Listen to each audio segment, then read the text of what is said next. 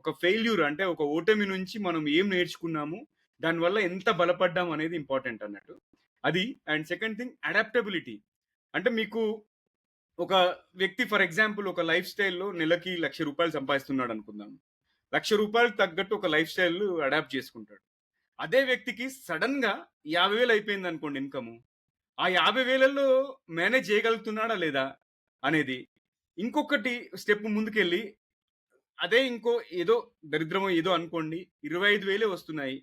అంటే 1,00,000 ఉన్న చోట 50,000 అయిపోయింది. 50,000 ఉన్న చోట ఇప్పుడు 25,000 వచ్చింది. ఆ 25,000లో అతను అడాప్ట్ అయిపోయి దానికి తగిన వనరులు సమకూర్చుకొని ఒక హ్యాపీ లైఫ్ లీడ్ చేస్తున్నాడా లేదా అనేది నాకు ఒక ఎగ్జాంపుల్ ఇప్పటిదిప్పుడు నాకు మైండ్‌లోకొచ్చింది. బట్ అడాప్టబిలిటీ అనేది కూడా చాలా ఇంపార్టెంట్ స్కిల్ అని చెప్పేసి నా యొక్క ఒపీనియన్.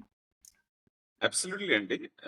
ఎందుకంటే ఆహ్, ఆహ్, బేసిక్‌గా ఒక అంటే when we are juggling with many balls అంటాం కదా! బాల్స్ అంటే మనం చాలా విషయాల్లో ఉంటాం. చాలా విషయాలు కెరియర్, అవును. హెల్త్, దాని తర్వాత రిలేషన్‌షిప్స్, ఫ్యామిలీ, రకరకాల విషయాలు మనం డీల్ చేస్తూ ఉంటాం. కొన్ని బాల్స్ మనకి నేచురల్‌గా కొన్ని బాల్స్ పడతాయండి.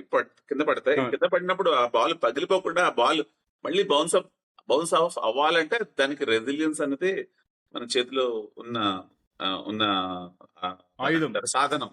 సాధనం. సాధనం. ఓకే. ఆయుధం, right. Whatever it is. So హుహు. రైట్. ఆహ్, దాన్నే ఒక విధంగా రెసిలియన్స్ అని కూడా అనొచ్చు. ఎందుకంటే అది కింద పడినా లేవగలిగే సత్తా ఉంటుంది. దానికి కొంచెం గ్యాప్ హ్మ్. ఉండొచ్చు. బేసిక్‌గా ఇంకొకటి ఏంటంటే మనం మీరు చెప్పినట్టుగా ఫెయిల్యూర్‌ని అవాయిడ్ చేయడానికి కాదు. స్టార్టప్‌లో you have to fail fast to learn fast అంటారు కదా! సో అదే.